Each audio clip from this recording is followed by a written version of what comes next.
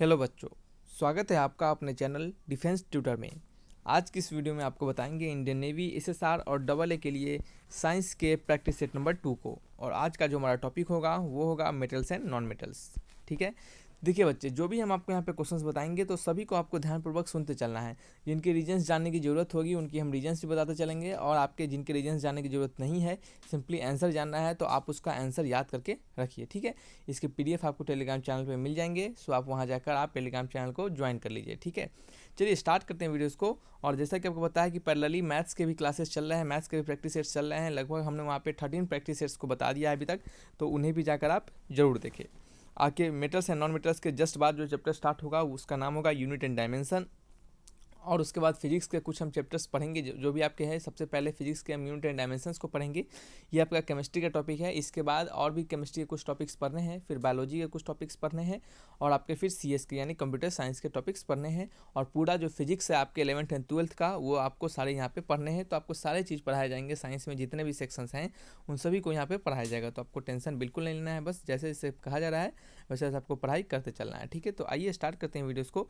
और बस आपकी सपोर्ट की ज़रूरत है, तो सपोर्ट करते रहें ताकि आपके लिए रेगुलर कंटेंट मिलते रहे। ठीक है, आइए स्टार्ट करते हैं अपने क्वेश्चन नंबर 1 से। पहला क्वेश्चन है आपका, non metals form covalent chloride because. कहा जा रहा है कि नॉन मेटल्स जो होते हैं वो कोवेलेंट क्लोराइड क्यों फॉर्म करते हैं। ठीक है, अब देखिए कोवेलेंट क्लोराइड कहा जाए यानी क्लोराइड के साथ कोवेलेंट बॉन्ड बनाना, क्लोराइड के साथ कोवेलेंट बॉन्ड बनाना है तभी तो कोवेलेंट क्लोराइड होगा ना। तो देखिए आपको बता दें कि मेटल्स जो होते हैं, मेटल्स का प्रॉपर्टीज़ होता है क्या करना बच्चे, अधिकतर मेटल्स के प्रॉपर्टीज़ होते हैं कि इलेक्ट्रॉन्स को शेयर करते हैं। क्या करते हैं वो इलेक्ट्रॉन्स को शेयर करते हैं। ठीक है, जैसे आपका सोडियम क्लोराइड हो गया NaCl, सोडियम क्या है, एक मेटल है। क्लोराइड क्या है आपका, क्या है, ये क्या है, नॉन मेटल्स है। तो सोडियम क्या करते हैं, सोडियम के पास प्लस चार्ज होता है और Cl के पास माइनस होता है, तो ये क्या करते हैं, सोडियम प्लस चार्ज आपका शेयर करते हैं Cl से। ठीक है, ये आपके आपस में क्या करते हैं, आपके इलेक्ट्रोवैलेंट बॉन्ड बनाते हैं और कहते हैं आयनिक बॉन्ड बनाते हैं बाय शेयरिंग ऑफ इलेक्ट्रॉन्स। ठीक है, ये एक दूसरे को शेयर करते हैं। ये जो एक इलेक्ट्रॉन्स होता है आपके, ये सोडियम के पास चला जाता है और ये NaCl फॉर्म करता है।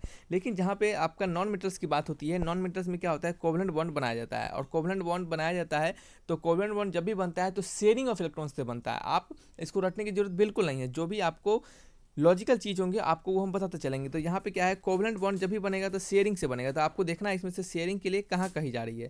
कहा जा रहा है कि they can give electrons to chlorine. नहीं, ऐसा नहीं है कि इलेक्ट्रॉन्स वो दे के बनाते हैं कोवेलेंट बॉन्ड। कोवेलेंट बॉन्ड जब भी बनेगा तो शेयरिंग से बनेगा। They can share electrons with chlorine, way chlorine के साथ इलेक्ट्रॉन को साझा कर सकते हैं यानी शेयर कर सकते हैं, यानी यही ऑप्शन होगा। Option number B is the right answer. समझ रहे हैं, चलिए नेक्स्ट क्वेश्चन की बात करेंगे। समझ रहे हैं आपको क्या करना है, कैसे करना है। नेक्स्ट क्वेश्चन है हमारा, चलिए नेक्स्ट क्वेश्चन हमारा, which of the following oxides of iron would be obtain on prolong reaction of iron with steam. कहा जा रहा है कि आपका कौन सा ऑक्साइड ऑब्टेन होगा, कौन सा ऑक्साइड आपका ऑब्टेन होगा किससे, आयरन के साथ, जब हम क्या करेंगे उसको लंबे समय तक स्टीम के साथ रिएक्शन करवाएंगे। हम आयरन को लंबे समय तक आपके स्टीम के साथ अगर रिएक्शन करवाते हैं तो हमें क्या होता है, हमें कौन सा आयरन का ऑक्साइड मिलता है। ठीक है, तो याद रखिएगा, जब हम आयरन को लंबे समय तक यानी प्रोलॉन्ग रिएक्शन यानी लंबे समय तक, यहाँ देख सकते हैं निम्नलिखित में से कौन सा ऑक्साइड लोहे के लंबे समय तक भाप के साथ प्रतिक्रिया करने का पर प्राप्त होगा। भाप के साथ यानी स्टीम के साथ लंबे समय तक आपके लोहे के कौन से लोहे का जब हम लंबे समय तक भाप से रिएक्शन करवाएंगे यानी स्टीम से रिएक्शन करवाएंगे तो हमें कौन सा आपका ये ऑक्साइड देगा। ठीक है, तो चलिए Fe को रिएक्शन करवाते हैं H2O के साथ, और ये हम 3Fe लेते हैं बैलेंस रिएक्शन के लिए, 3Fe आपका।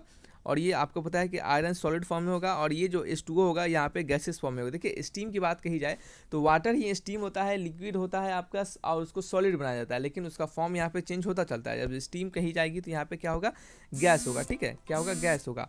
तो यहाँ पे 3Fe + 4H2O गैस जो ये बनता है कंपाउंड, उसका ऑक्साइड होता है, ये क्या होता है Fe3, क्या होता है बच्चे Fe3O4 बनता है सॉलिड, प्लस क्या होता है बच्चे 4H2 गैस का रिलीज होता है यहाँ पे। तो यहाँ से ये भी आपसे पूछा जा सकता है कि कौन सा गैस रिलीज होता है, तो H2 गैस रिलीज होता है, और कौन सा कंपाउंड बनता है, तो Fe3O4 कंपाउंड बनता है। तो रिएक्शन हम आपको इसके लिए बताते हैं कि देखिए हो सकता है कि रिएक्शन से ना दे दे। अब देखिए यहाँ पे रिएक्शन नहीं दिया गया लेकिन कंपाउंड डायरेक्टली पूछ दिया गया है, तो ये रिएक्शन याद रखिएगा, था आपको इसमें से इसको रखने की जरूरत नहीं होगी। ठीक है, तो क्या बनता है Fe3O4 solid plus 4H2 gas निकलता है। समझ रहे हैं, आइए नेक्स्ट क्वेश्चन की बात करते हैं। Which of the following non metals is lustrous, निम्नलिखित में से कौन सी गैर धातु चमकदार है। ठीक है, नॉन मेटल्स कहा जा रहा है कि देखिए आपको पता होना चाहिए कि मेटल्स का जो प्रॉपर्टी होता है, मेटल्स का जो प्रॉपर्टी होता है वो कैसा प्रॉपर्टी होता है, उसके पास लस्ट्रस प्रॉपर्टी होता है, यानी लस्ट्रस करने का मतलब चमकदार, यानी चमकने का प्रॉपर्टी होता है मेटल्स के पास। ठीक है, आपको पता होना चाहिए, जैसे गोल्ड हो गया, सिल्वर हो गया, देखते हैं ये सभी क्या होता है, चमकते हैं। ठीक है, तो मेटल्स का प्रॉपर्टी होता है लस्ट्रस का, लेकिन यहाँ पे कहा जा रहा है कि किन नॉन मेटल्स के पास, वैसे कौन से नॉन मेटल्स है गिवन ऑप्शंस में से जिनके पास लस्ट्रस का प्रॉपर्टी होता है। तो ये बहुत ही बढ़िया क्वेश्चन है, तो इसको आपको याद करके रखना है। ठीक है, तो आयोडीन एक ऐसा मेटल नॉन मेटल्स है जो कि क्या है आपका, इनके पास कैसा प्रॉपर्टी होता है, लस्ट्रस का प्रॉपर्टी होता है, LUSTROUS, इनके पास क्या होता है, लस्ट्रस प्रॉपर्टीज पाया जाता है। तो ये आपको याद रखना है कि आयोडीन ऐसा नॉन मेटल है जिनके पास चमकदार प्रॉपर्टी होता है, यानी लस्ट्रस प्रॉपर्टी पाए जाते हैं। ठीक है, और ये कैसा है, नॉन मेटल्स है, कैसा है, नॉन मेटल्स है, याद रखिएगा नॉन मेटल्स है, ये मेटल्स नहीं है। ठीक है, नॉन मेटल्स। चलिए नेक्स्ट का क्वेश्चन है हमारा, नेक्स्ट क्वेश्चन है example of amphoteric oxide. Amphoteric oxide का उदाहरण, एम्फोटेरिक ऑक्साइड किसे कहते हैं, सबसे पहले ये जान लीजिए कि एम्फोटेरिक ऑक्साइड हम उसे कहते हैं जिनके पास क्या हो, आपको दोनों टाइप के बिहेवियर यानी एसिडिक और बेसिक बिहेवियर हो। ठीक है, यानी क्या है, जो बीच वाले प्रॉपर्टीज़ को शो करे। ठीक है, एम्फोटेरिक प्रॉपर्टीज या एम्फोटेरिक ऑक्साइड। ठीक है, तो एम्फोटेरिक ऑक्साइड गिवन एग्जांपल्स में से कौन से हैं, तो याद रखिएगा आपके जो मेटल्स होते हैं, ये कुछ पॉइंट यहाँ पे अगर याद रखते हैं तो आपको इनमें से ऑप्शन छांटने में आसानी होगी। ठीक है, नहीं तो ऐसे रटना पड़ेगा, जनरली एम्फोटेरिक ऑक्साइड को रटना ही पड़ता है, लेकिन आप अगर ऑप्शंस की बात कही जाती है तो ऑप्शंस में से छांटना थोड़ा आसान होता है। ठीक है, तो देखिए मेटल्स का जो ऑक्साइड होता है, मेटल्स का जो ऑक्साइड होता है वो कैसा होता है, ये आपका बेसिक नेचर का होता है। मेटल का जब भी ऑक्साइड बनेगा तो वो कैसा बनेगा, बेसिक ऑक्साइड यानी बेस वाला बनेगा। ठीक है, और सिमिलरली क्या होता है, नॉन मेटल्स का जो ऑक्साइड होता है, नॉन मेटल्स का जो ऑक्साइड होता है, ठीक है, नॉन मेटल का जो ऑक्साइड होता है वो कैसा होता है, एसिडिक होता है। ठीक है, एसिडिक।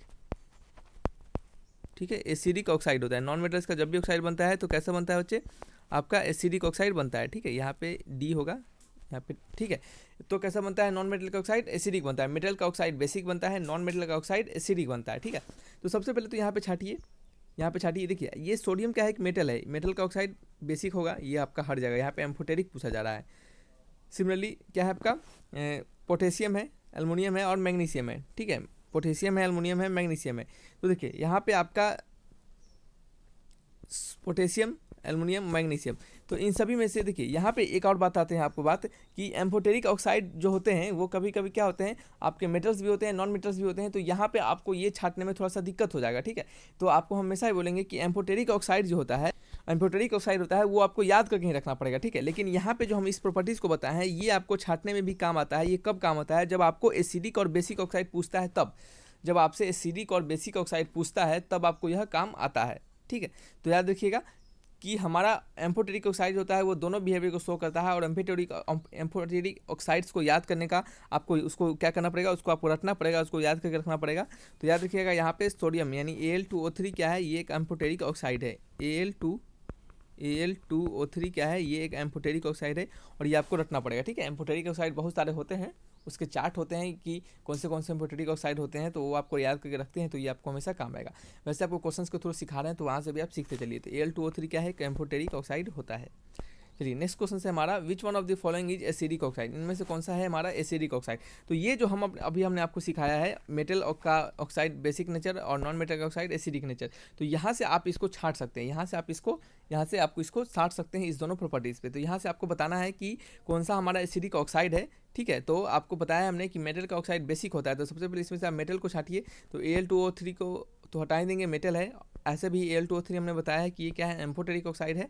सोडियम क्या है, मेटल है, तो ये आपका हट जाएगा। ठीक है, और आपको जैसे पता है कि कार्बन क्या है हमारा, कार्बन जो है हमारा वो है नॉन मेटल्स, कार्बन हमारा है नॉन मेटल्स। ठीक है, नॉन मेटल्स। ठीक है, तो नॉन मेटल्स जब कार्बन है हमारा, तो कार्बन का ही ऑक्साइड हमारा क्या होगा, जब भी होगा सो एसिडिक होगा, कार्बन का ऑक्साइड ही हमारा एसिडिक बनेगा। तो कार्बन के यहाँ पे दो कंपाउंड है, CO और CO2। ठीक है, तो याद रखिएगा CO आपके मेटल एसिडिक ऑक्साइड नहीं होते हैं, CO2 क्या होते हैं बच्चे, आपके एसिडिक ऑक्साइड्स होते हैं। तो आंसर क्या होगा, ऑप्शन नंबर 2। तो ये आपको याद रखना है कि CO is not acidic oxide, CO2 क्या है हमारा एसिडिक ऑक्साइड होता है। क्या होता है, CO2 जो होता है हमारा, ये क्या होता है आपका एसिडिक ऑक्साइड होता है। तो आपको याद रखना है CO2 क्या होगा, इसका राइट आंसर होगा। तो चलिए बच्चे, ये कुछ 5 आपके इंपॉर्टेंट क्वेश्चन थे, आपको सारे क्वेश्चन आपको समझ में आए होंगे। तो किसी प्रकार का किसी भी क्वेश्चन से प्रॉब्लम होगा तो आप हमें बताइएगा, और आने वाली वीडियोज़ में आपके metals and non metals related और भी बहुत सारे क्वेश्चंस करवाएंगे। देखिए जैसा आपका रिस्पॉन्स रहेगा, जितना ज़्यादा से ज़्यादा बच्चे आप वीडियो को शेयर करते हैं, जितना ज़्यादा से ज़्यादा इस पर व्यूज़ लाते हैं और आप लाइक करवाते हैं, उतना ज़्यादा से ज़्यादा कोशिश करेंगे कि क्वेश्चंस के अमाउंट को भी बढ़ाया जाए और आपके टाइम ड्यूरेशन को भी बढ़ाया जाए। ठीक है, चलिए बच्चे वीडियो को यहीं तक रखते हैं। वीडियो अच्छा लगा तो लाइक एंड सब्सक्राइब जरूर कीजिएगा। थैंक्स फॉर वॉचिंग वीडियो, तब तक के लिए बाय बाय।